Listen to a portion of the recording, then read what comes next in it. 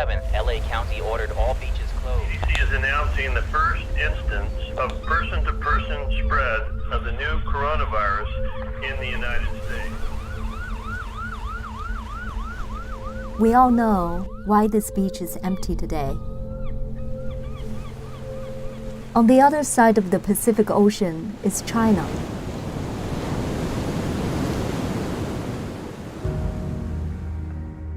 It used to be one of the most fascinating places in the world. In the past 40 years, America had a long dream about this faraway land. The United States will do everything possible to bring China into the World Trade Organization. That you will be a more open society and you'll be a more open economy. Now we are waking up from that dream. China doesn't want the real story to be told. And this will change how the world looks at China for years to come. And for sure, we have lessons to learn. Is it a natural disaster, or is someone responsible for it? When did the Chinese leadership know the virus could spread between people? Are they trying to hide anything? 希望大家帮帮我们。 And what did the communist leadership do when the virus was spreading to the world? It impacts us all. How did they let that happen?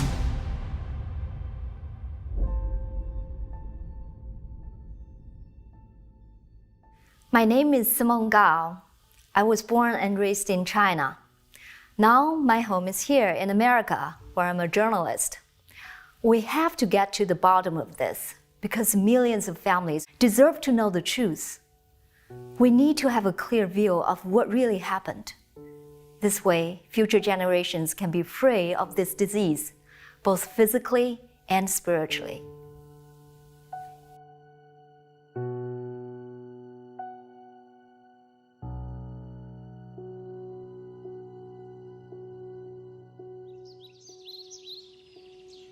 The virus started from this city, Wuhan.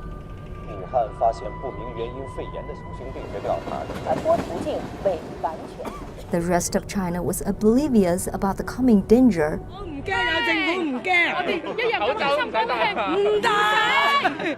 Until this date. 9:50 p.m., Monday, January 20th, 2020. Millions of the Chinese people were shocked when they watched this on CCTV. Exactly, Dr. Zhang. We have just come to the topic that involves human-to-human transmission. Several days ago, we could not confirm it. So after the meeting you just attended, what conclusion did you come to on human-to-human transmission? In the past, we said there was danger. Now, the information shows it definitely transmits between people. Dr. Zhong Nanshan is the head of the China Health Commission expert team investigating the outbreak. And CCTV is the largest state-owned TV station in China. This was the first time China officially acknowledged that the virus could spread among humans. The question is, when did the Chinese Communist Party, or CCP, know about it?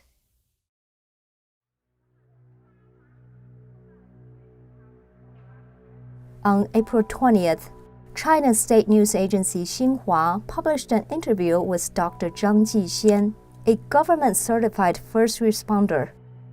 In the report, Zhang recalled her first encounter with the mysterious virus.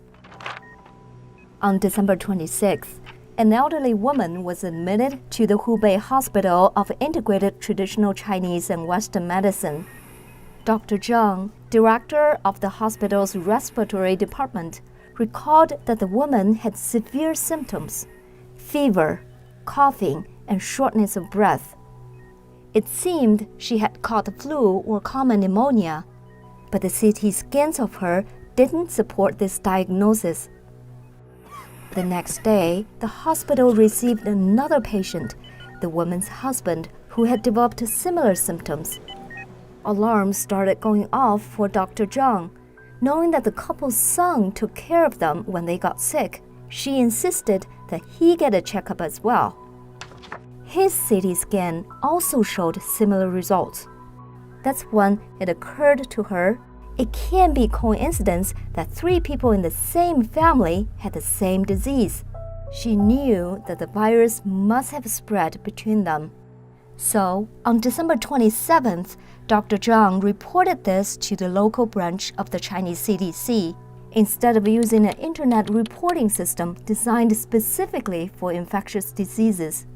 China had spent $4.2 million on this system after the 2003 SARS outbreak. In theory, top medical authorities could know about new diseases anywhere in the country within 2 to 24 hours of discovery. Yet, as a loyal Communist Party member, Zhang only revealed this information to higher government bodies in an antiquated manner. She told the party line to hide information from the public. She only hinted that something was amiss when she demanded medical staff in the world beef up self-protection. In the next 2 days leading up to December 29th, the hospital received another 4 patients with similar lung infections. They all worked at the Huanan seafood market and all knew each other. Now that there were 7 similar patients, the hospital went on alert. At 2 o'clock that afternoon, a panel of experts at the hospital drew a preliminary conclusion. This virus could be transmitted among humans. Dr.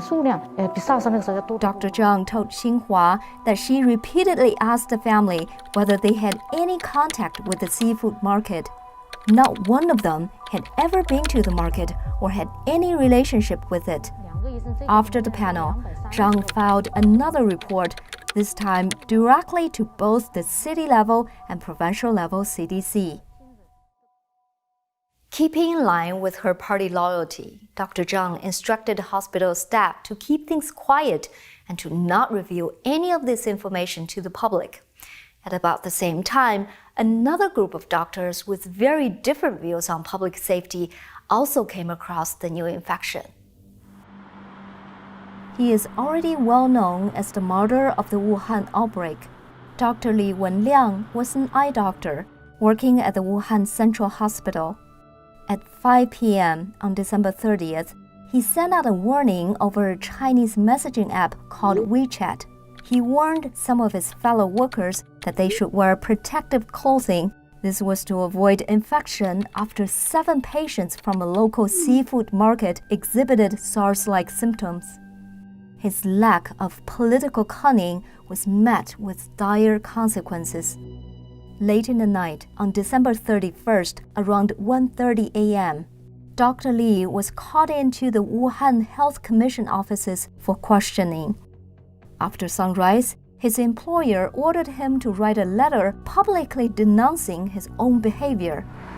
Starting from January 2nd, the party's mouthpiece, CCTV, continuously aired a series of programs condemning so-called rumor mongers.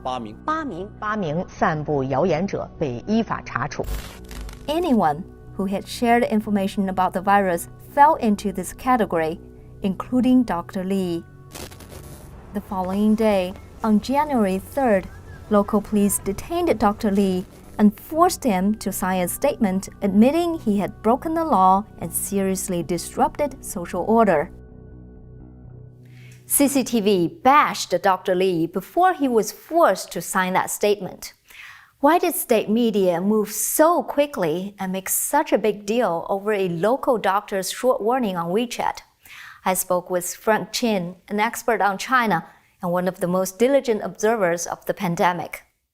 Li Wenliang only sent out a message to his colleagues on social media. Why did the CCTV have such a dramatic response so quickly? To have every major CCTV channel carry out that sort of unified deployment, unified action style of public condemnation, then it wasn't a low-level decision. It was something that the highest level of CCTV management decided, and CCTV is the top mouthpiece of the CCP. It's guided by political and legal divisions. So from this perspective, it shows that in this event, the CCP already knew what was happening, and they made this coordinated plan. Dr. Li's lack of political obedience resulted in punishment. Dr. Zhang, on the other hand, for her party loyalty, was honored by the CCP as the one who gave the first warning about the epidemic. Except her warnings were totally ignored and overridden. We'll look at the stance the regime took instead. On December 31st, the Wuhan Municipal Health Commission announced on its website that the Huanan seafood market was linked to several recent cases of pneumonia. They claimed that preliminary investigations showed no clear sign of human-to-human transmission. They further claimed that no health workers had been infected, and the disease could be kept under control. This stance persisted for 20 days, despite overwhelming evidence that suggested otherwise. More and more medical staff fell ill on almost a daily basis, as Chinese media outlet Caixin reported. January 5th, CT scans of Dr. Lu Jun from Tongji Hospital showed abnormalities. The Wuhan Health Commission declared there were no clear human transmission and no doctors infected. January 6, CT scans of a doctor from Wuhan Xinhua Hospital showed infection. His hospital required staff not to spread rumors. January 7th, Dr. Lu Jun was confirmed with a COVID-19 infection. 3 days later, on January 10th, Dr. Wang Guangfa of the National Health Commission declared no infections among medical personnel. The Wuhan Health Commission repeated this on the following day. January 13th, 3 Wuhan nurses were confirmed with infections. The Chinese Health Commission told the magazine Science that there were no infections among the 760 medical staff in close contact with COVID-19 patients. On January 15th and 16th, 3 more doctors either showed abnormal CT scans or were confirmed infected. Yet the Wuhan Health Commission declared no new cases or medical staff infections. January 18th, Xinhua Hospital found 100 cases of CT abnormalities. 4 medical staff in 3 hospitals in Wuhan were confirmed ill on the same day. The next day, the Wuhan government proceeded to invite 10,000 families to a banquet in celebration of the Chinese New Year. 9 nurses were confirmed on the same day. January 20th, Dr. Zhong Nanshan acknowledged human-to-human transmission on CCTV. Not long after Dr. Zhong acknowledged human transmission, top leadership got involved. General Secretary of the Chinese Communist Party, Xi Jinping, purged 2 top officials in Hubei province and Wuhan city for mishandling the epidemic. However, in an interview, the mayor of Wuhan, Zhou Xianwang, revealed the tangled nature of communist bureaucracy. About not revealing the materials about the disease more quickly, this is the point everyone needs to understand. Since it is a contagious disease, it had to be disclosed according to the law on prevention and treatment of infectious diseases. As a provincial government, we have to be authorized to disclose the information. Just as Wuhan's mayor indicated, he did not have the final say on what to do. The decision ultimately comes from the top. We can confirm this from internal government documents. On January 14th, while China's health official publicly announced on state television that the risk of human-to-human transmission remained low, actions in the top leadership suggest a different understanding. And internal government facts obtained by the Epoch Times indicated that on January 14th, local CDCs initiated the highest level emergency response. The notice said that China's National Health Commission had already drawn up a set of treatment and prevention measures. They were in the process of passing them on to local health agencies. Some measures clearly indicate that Chinese top leadership knew the disease could spread between people well before the CCP publicized this information. For example, the document ordered hospitals to train staff on preventative measures and take steps to stop the disease from spreading among medical workers. But there's more. The Chinese military knew about the outbreak even before the Chinese CDC issued the prevention measures. This can be seen in this internal documents from the Naval Engineering University. The January 2nd document ordered the university's security department to monitor visitors who were suspected of being infected with an unknown pneumonia originating from Wuhan. It further states that this order is to follow a Naval Engineering Department instruction, Series number 298, issued in 2019. The earliest and most accurate intelligence came from the Chinese military. The Naval Engineering University producing documents like these implicates the Chinese military. They very likely knew about the outbreak and transmissibility in December 2019 or even earlier. All these instructions were marked internal. Some specifically say not to be spread on the internet and not to be publicly disclosed. And so it stayed that way. The CCP kept the 1.4 billion people of China unaware of the danger of this virus for at least 20 days, and the timing couldn't have been worse. On January 7th, Xi Jinping ordered the information of the outbreak must not damage the atmosphere of a peaceful and happy holiday. And what holiday atmosphere was that? Right at that time, less than 2 weeks from the Chinese New Year, hundreds of millions of Chinese people had started heading home for the largest holiday in China. Trains, buses, and flights were packed. After all, it is the largest human migration on the planet. In Wuhan, the 10,000 people family banquet was still yet to happen, while 5 million people were leaving the city for destinations around the world.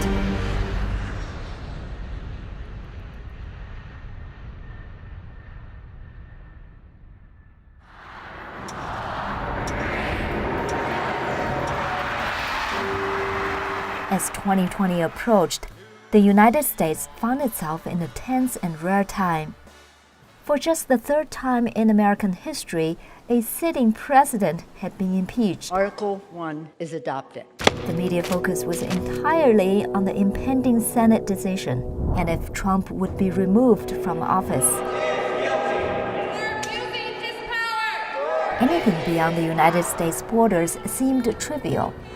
And that's right when the news of an unknown virus spreading in a far-off land quietly arrived at the U.S. CDC headquarters in Atlanta. According to an April 4th Washington Post report, the CDC learned a cluster of cases in China on December 31st, but this information was not provided by the Chinese authorities. In fact, it wasn't until January 3rd when CDC Director Robert Redfield received a call from a counterpart in China. The Chinese CDC told Redfield that a mysterious illness had been spreading inside Wuhan. We inquired about the details of that phone call to the CDC, particularly when the Chinese CDC told the US that the virus could spread between people. The CDC did not respond. The rest of the world began to know something was going on inside Wuhan by mid-January. But the world wasn't told the severity. On January 14th, the WHO began echoing the Chinese government's stance of no clear evidence of human-to-human transmission. It's very clear right now that we have no sustained human-to-human transmission. It also recommended no travel bans. The WHO maintained its position about the unverified or limited nature of human-to-human transmission until January 23rd, 3 days after China publicly confirmed such transmission. Meanwhile, in the United States, on January 18th, President Trump was finally substantially briefed by health officials about the coronavirus. He had been receiving intelligence briefings before that, tracking the spread of the virus in China and later in other countries. According to the Post, the briefings did not predict when the virus might land on U.S. shores. It also did not recommend particular steps that public health officials should take. It did, however, warn that Chinese officials appear to be minimizing the severity of the outbreak. 1 week after that briefing, President Trump placed a travel ban on China. His ban was one of the first in the Western Hemisphere. Lives are at stake. This is not a time for Political opponents criticized him for overreacting and being racist for banning Chinese travelers. Only history has proven that this move was neither excessive nor early enough, after all. According to Veriflight, an aviation data company based in China, by mid-January, about 4,000 people had already entered the United States directly from Wuhan. In January alone, about 381,000 travelers flew directly from China to the United States. What's even more worrying is that after China locked down internally, outbound traffic from China did not slow down. On January 23rd, Wuhan was the first to fully lock down. All the remaining provinces in China followed suit before February 10th. Under the total lockdown, Chinese people could not travel domestically, but were still allowed to go abroad. In fact, while implementing strict domestic quarantine measures in February, the Chinese regime kept reassuring the world that the outbreak was fully under control, and it continued to encourage international travel from Chinese cities. Chinese state media Xinhua confirmed this on February 6th. They reported that 2 days earlier, the Civil Aviation Administration required Chinese airlines to continue flying international routes to nations that had no travel restrictions. On February 3rd, the WHO once again parroted China at the opening of the agency's executive board meeting. Director General Tedros supported China's assertion that all was well for international travel. There is no reason for measures that unnecessarily interfere with international travel and trade. We call on all countries to implement decisions that are evidence-based and consistent. WHO stands ready. According to Veriflight, scheduled international flight services from China did not face a significant drop-off until March 30th, while scheduled domestic travel was severely limited as early as February 9th. Why did the CCP conceal the truth about human transmission, then allow Chinese people to travel abroad? Did they want to spread the virus to the entire world? The CCP always takes its political power as the most important thing. It also takes economic operations as extremely important, since economic operations guarantee social stability inside China, and thus guarantees its political power. So, in this process, the CCP let international flights continue their travel. That way, it could give the world a false appearance of stability, guaranteeing multinational companies would stay inside China. And to the whole world, the CCP gave people the false impression that it could control the epidemic and the situation. That was to avoid all of its foreign investment from vanishing and all of its businesses going into upheaval. So, in this situation, the CCP did not order international flights to close down. On top of that, on January 31st, we saw that the CCP was aggravated after Trump ordered a temporary ban on Chinese air travel. The Foreign Ministry issued criticism, so that goes to show that the CCP takes economic profit as more important than human life. That's not just saying it doesn't regard Chinese people's lives, but the CCP doesn't care about any lives in any country of the world. Like what we have discussed, there are practical reasons for their silence, like keeping up appearances so foreign investors won't get scared off. As to whether they had other more sinister intentions, such as spreading the virus to the entire world, we don't really know for sure. But what we are sure about is that the CCP knew in early January that there would be worldwide competition on the horizon for one specific product. The Associated Press obtained a 4-page Department of Homeland Security intelligence report dated May 1st. According to the report, Chinese leaders intentionally concealed the severity of the pandemic from the world in early January. While doing so, they increased the imports and decreased the exports of medical supplies.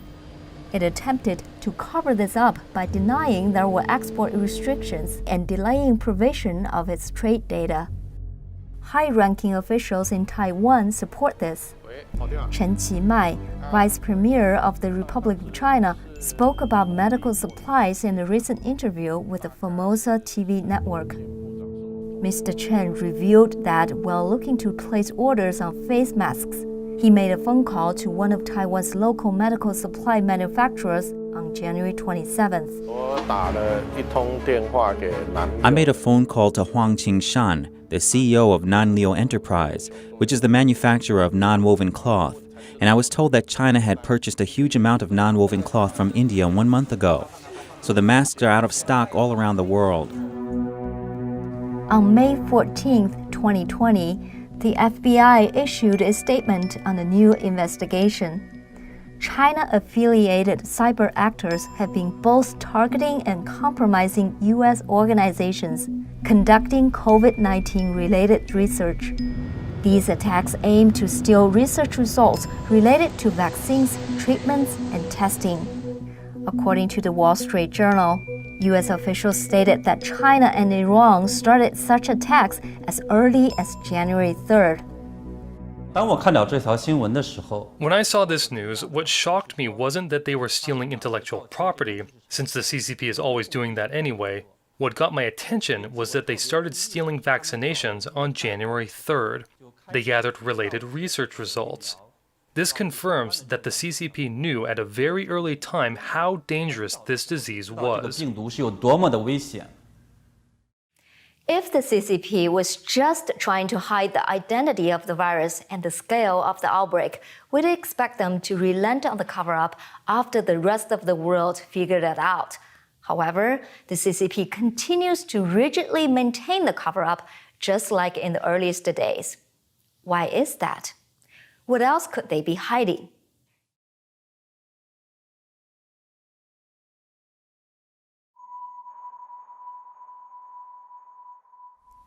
Christmas Eve. It was just a normal working day in Guangzhou, a sprawling port city northwest of Hong Kong on the Pearl River. On that day, Vision Medicals, a genetic technology company, made a critical discovery. They received a fluid sample from a patient in Wuhan. That sample contained a SARS-like coronavirus that was similar to the 2003 SARS virus. 81% similar, to be precise. Time was of the essence to get the information out. On December 27th, the lab relayed the test results to the Wuhan Central Hospital over the phone. They also shared the near-complete gene sequence with the Institute of Pathology and Chinese Academy of Medical Sciences.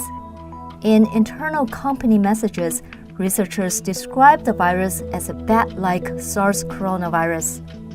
On the 29th and 30th, Vision Medical's researchers went to Wuhan in person to report their findings. They exchanged all their analysis results with the leaders of the Wuhan Central Hospital and the Wuhan Disease Control Center. The following day, on January 1st, one of the lab researchers received a phone call from a Hubei Provincial Health Commission official.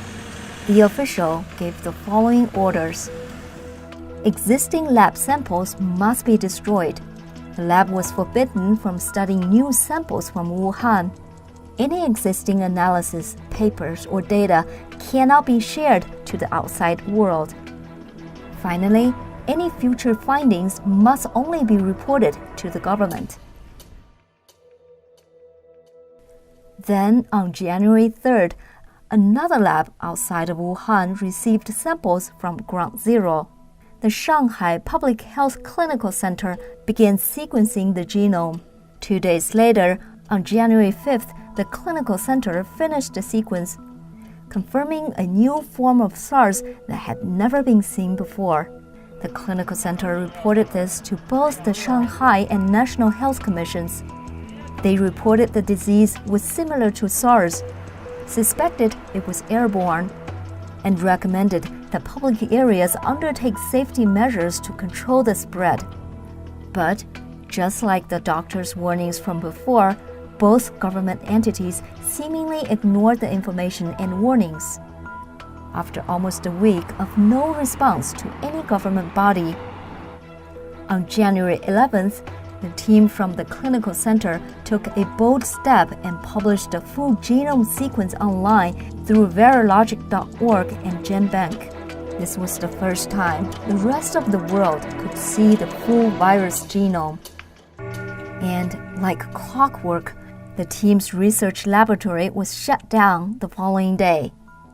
What Vision Medicals and the Shanghai Public Health Clinical Center experienced were not isolated orders from Chinese health officials. In fact, China's top medical authorities expanded such a ban to the entire nation as early as January 3rd. What can genome sequencing reveal? Why were the Chinese authorities so determined to destroy the genome sequences and samples? I spoke with Stephen Hatfield, former researcher for the United States Army Medical Research Institute of Infectious Diseases. What does genome sequencing reveal? Can it reveal the identity of the virus and when it came about? Yeah, basically. To have the genome sequence of any virus lets you establish its family tree. And because mutations occur in different viruses at set rates, you can take an early strain and a new strain, and you can compare the changes that have occurred, the random changes, and it's almost like running a clock backwards. You can see how many new mutations have appeared in this virus compared to this older known virus. And you can run the clock back and make an estimate of when all this new strain appeared. It's called a molecular clock. Dr. Hatfield said, by studying the genome sequence, we can roughly know when the virus came about, while researchers in the UK did exactly that.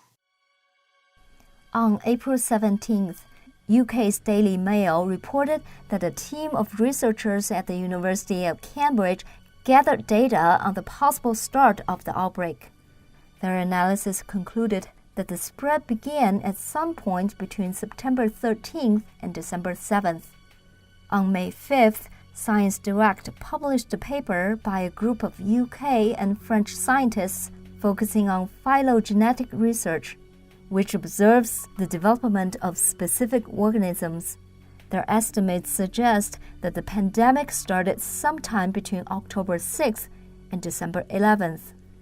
Coincidentally, on May 9th, the London-based NBC News verification unit reported private analysis that fit into that time frame. The report indicated there was no publicly available cell phone activity in a high-security portion of the Wuhan Institute of Virology from October 7th through October 24th, 2019. They suggested that there may have been a hazardous event sometime between October 6th and 11th. The report says during this time, it is believed that roadblocks were put in place to prevent traffic from coming near the facility. We looked into the traffic reports in Wuhan during that time period. Since the Military World Game took place in Wuhan from October 18th to the 27th, the local government locked down a mountain called Bafenshan, right in the backyard of the Wuhan Virology Lab. However, the lockdown dates did not match up with the reported dates of no cell phone activity. Therefore, it's unlikely that the game influenced the cell phone activity in the area. If there is evidence of a lab shutdown, it would bolster theories that China made a terrible mistake, as President Donald Trump indicated. In fact, the State Department received warnings from the U.S. Embassy staff in 2018 that the Wuhan Institute of Virology had lacked security and severe shortages of properly trained technicians. The Chinese had previously even asked for American help in that regard. So does that make an accidental leak from the lab feasible? So far, we haven't found any hard proof of either a lab shutdown or that the virus was mistakenly leaked from the lab. But we must explore this direction, simply because the Chinese leadership has revealed that something was wrong with Chinese laboratories.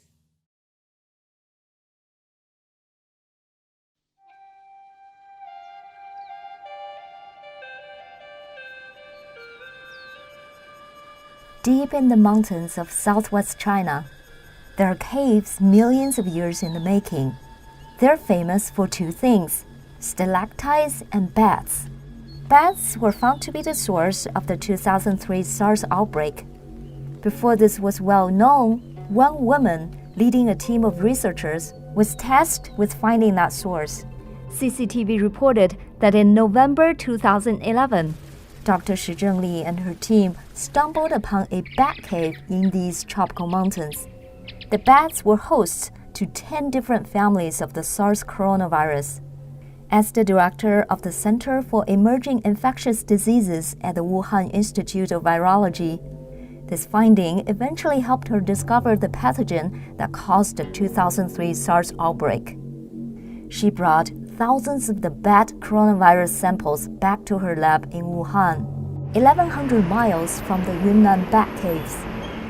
Then, when the 2019 outbreak started, Dr. Shi swore on her life that the virus did not come from the lab. Her argument was that none of the genome sequences of the bat coronaviruses in her lab matched that of the COVID-19. However, two things cast a doubt on Dr. Shi's pledge. First is what has been revealed about China's biolabs in general. And second is what happens at the Wuhan Institute of Virology specifically. What are Chinese biolabs really like? I asked Dr. Shang Lin, former lab director of the viral disease branch of the Walter Reed Army Institute of Research. He also used to work at virology labs in China. The key issues here is about lab safety and management practice for lab or animal facilities at the biosafety level 3 or 4. That's the P3 and P4 lab, especially in terms of the protection measures for lab technicians or the disposal procedures for animal corpse. And we know China has been very aggressive for the last 20 years to build up P3, P4 lab. And right now China has about 40 P3, P4 labs nationwide. And we even see new plans to build up more P3, P4 labs after the COVID-19 outbreak. So this is of a huge concern. First, China was relatively new to this field. Even the Wuhan Institute of Virology laboratory, the P4 lab, was observed to have security concerns and was short of well-trained professionals. And this was actually documented in a 2018 report from Department of State when they sent 2 advisors to Wuhan Institute of Virology to evaluate the situation there. And we also know the Wuhan Institute of Virology P4 lab was actually directed under the University of Texas Galveston National Laboratory. So this indicated even the Chinese scientists rely on the United States experts to ensure, to advise the safe operation of their P4 lab. Does that mean the American lab is responsible for what happened at the Chinese lab?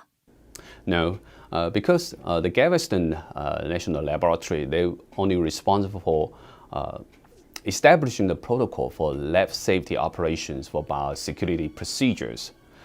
But the real operations is up to the local team in Wuhan.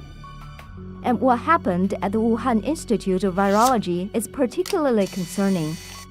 So it is a common practice to conduct mutagenicity studies on viral genomes in order to understand the functions of different viral genome components and viral proteins. But one set of experiments of particular concern is the gain-of-function studies. So in this kind of studies, you can conduct molecular level of genetic engineering, or you can infect cell lines, for example, with a bad coronavirus strain, with or without genetic manipulation. and you can conduct these experiments in parallel in multiple cell culture flask. So after a few days post-infection, you can collect supernatants from the flask with the most severe cell dying. And then you use this supernatant to do another round of infection. So you basically select viral mutants with higher infectivities in each round. And similarly, you can conduct this kind of experiment in animal models like mouse and ferrets. So basically, you select viral mutants that can spread faster or cause more severe disease in animal models. So this is the typical gain-of-function studies. And we know Shi Zhenli's group from Wuhan Institute of Virology, together with their collaborators in the United States, published an article on Nature Medicine in 2015. In that study, they documented the enhanced of pathogenicities when you had the spike of a bad coronavirus strain put on the backbone of a mouse-adapted SARS coronavirus. So this study raised serious bioethics concerns at the moment, and the United States suspended this kind of studies for a while. However, it's not known whether this kind of study was further pursued in China, especially whether it was pursued under some joint project with Chinese military medicine unit, like the ones in Wuhan or Nanjing. This is not saying that the Chinese scientists have the intelligence to design a virus like SARS coronavirus 2, but this kind of gain-of-function study is so dangerous and with unpredictable outcome. That's why it's very vital for the whole world to know whether China is still continuing these kind of experiments. China's lax lab standards are well known to insiders, and these widespread practices in Chinese labs have gone on for years. Then suddenly, on January 16, 2020, 4 days before publicly acknowledging human transmission, the China Science and Technology Department released guidelines on safety and management of viral laboratories. A month later, on February 14th, Xi Jinping made comments about accelerating biosafety legislation at the Committee for National Reform. It's very possible that Xi already knew about a lab leak. So he wanted to publish this law to make it look like he takes biosafety seriously. It was to be a preventative measure. So if in the future the rest of the world looks to find who is responsible, then they have a scapegoat ready. They will say that it was some person who did it, who broke these rules, and it is not a problem with the CCP.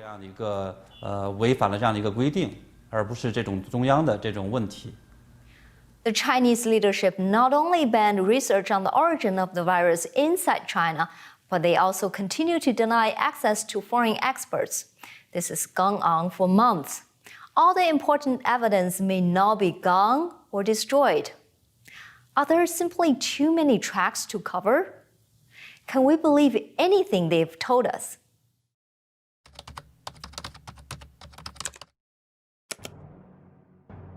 This website is called Xilo, or Westland in English. It is one of the most influential websites about the Chinese military. On January 26th, Xilo published an article claiming a so-called culprit of the virus had been found. Citing research from the Chinese Academy of Sciences, the article purports that the coronavirus is not a product of nature. Instead, the article wrote 4 key proteins in the virus had been replaced so that it can target Chinese people. And who would create such a virus to target the Chinese? According to the article, it was none other than the United States. The article claimed the virus was deployed by U.S. service members while participating in the Military World Games in October 2019. Though that particular article was removed from the website in early February, the narrative of American origin has persisted.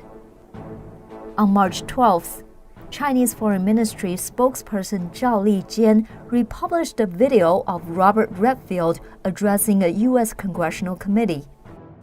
In the clip, Redfield said some influenza deaths in the U.S. were later identified as cases of COVID-19. Referring to this clip, Zhao wrote, "The CDC was caught on the spot. When did patient zero begin in the U.S.? It might be the U.S. Army who brought the epidemic to Wuhan. Be transparent. Make public your data. The U.S. owes us an explanation." Zhao's fellow Foreign Ministry spokesman Geng Shuang later backed him up, suggesting the U.S. is hiding something. 5 months into the pandemic, the theory that the virus originated in America is still very much alive in China. In fact, if you search on China's equivalent of Google called Baidu, using the keywords "virus came from America," 66 million results come up.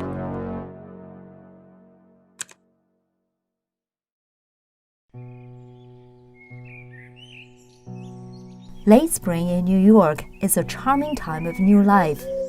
Blue skies, chirping birds, and spectacular bloomings. But inside the buildings, people are dying.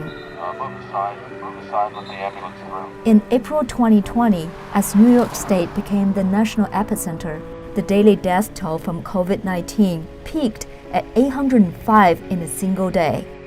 As of June 26, over 124,000 people have died in the whole country, a toll that has surpassed 47,000 American deaths in the Vietnam War. The global economy slipped into a recession on a scale not seen since World War II. All right, so remind me, what type of work are you gearing towards? 33 million people have sought U.S. unemployment aid since the virus hit. The numbers are heart-wrenching. What makes it worse is that we know this could have been prevented. A study by the University of Southampton indicated that if China had taken measures to address the virus earlier, they could have prevented about 95% of the infections throughout the world.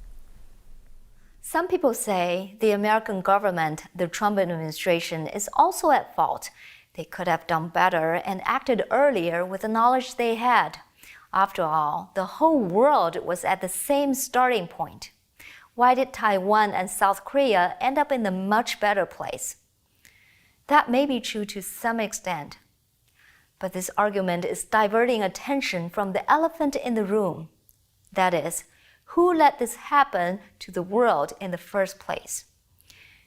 To people in China, and the answer to that, and what they are seeing today, is not an unprecedented catastrophe, but rather it is history repeating itself. For the past 70 years, China has been plagued with an ominous curse, causing either man-made disasters or natural disasters turned man-made. The largest famine in human history, ending 45 million lives, was known as the Great Leap Forward. What caused it? They said it was drought, but it was really Chairman Mao trying to accelerate agrarian China towards communist utopia. Systematic lying created imaginary surpluses of crops. Government officials gathered crops that did exist and left the peasant population to die without the food they themselves grew.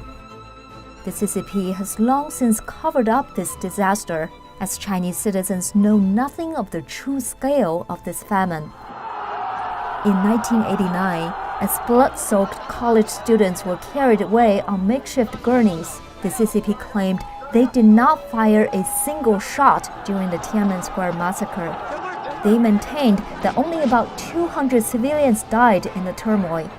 A recent declassified UK document indicates the PLA killed at least 10,000 people. Chinese students today don't even know there was ever a protest in Tiananmen. In 2003, as SARS swept through China, the CCP concealed how many people were infected. Only China's neighbors, like Taiwan and South Korea, had experience with handling such respiratory infections. Much of the world was left unprepared for the danger of a similar virus. In 2008, over 87,000 people lost their lives in a magnitude 7.9 earthquake in Sichuan province.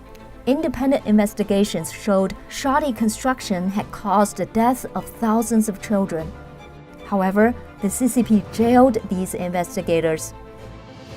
From July 1999, a traditional Chinese mind and body exercise called Falun Dafa has been persecuted in China. The CCP has used the Falun Gong practitioners as well as other political prisoners as forced organ donors, harvesting and selling vital organs on a national scale. Independent investigators have concluded that this claim is true. The CCP still denies it to this day. And yes, the CCP once again covered up another disaster. This is what it has always done and will always do. Why has this persisted for so long? Maybe we should ask, what criminal would ever stop their crimes if they weren't held accountable?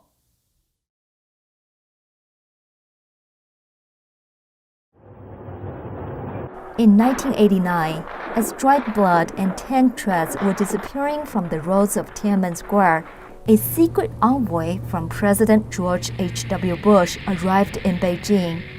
He extended an olive branch to former Chinese leader Deng Xiaoping. Bush consoled Deng, saying that all the public condemnation for the massacre were nothing more than political rhetoric. Bush authorized the delivery of military supplies to China in the wake of Tiananmen. Change in our party, change in our leadership, change in our nation. President Bill Clinton campaigned that he would be tough on China. However, his tough stance quickly softened after he took office. The communist leadership mobilized a pro-China coalition within both the administration and Congress. As a result, not only were sanctions against China quickly lifted, but also Clinton helped China enter the World Trade Organization. He also granted China the status of most favored nation. Not just the political sphere, but technological and financial companies are assisting China as well. U.S. tech giants facilitated China forming into a police state with invasive surveillance. Cisco laid the foundation for China's Great Firewall, as well as an information surveillance system called the Golden Shield Project. IBM provides servers to Golden Shield Engineering. Oracle provides database services, and Microsoft provides a personal operating system. Led by JP Chase, the CCP's old friend Wall Street has channeled a huge amount of money to the Chinese Communist regime over the past 40 years. JP succumbed to nepotism when it hired children of high-ranking Chinese officials. This helped the company win billions of dollars of Chinese business contracts. Morgan Stanley investment indexes include Chinese companies that often pose a national security threat to America. Its actions have resulted in trillions of US dollars being invested in the Chinese economy. There is one particular company listed on the Morgan Stanley index that we need to single out. It's called Tencent, and it owns the Chinese social media giant WeChat. WeChat has long helped the CCP monitor dissidents. The whistleblower of this pandemic, Dr. Li Wenliang and others, were first tracked and reported on WeChat when they exposed the virus spread via this social media platform. Only reason this situation has gotten as bad as it's gotten is because the capitalists in the West, the Wall Street and the City of London, and certain corporatists, certain elites, what I call the Party of Davos, right, have basically financed the CCP and has allowed them to get technology. Those days are over. In China and America alike, we have a saying, what goes around comes around.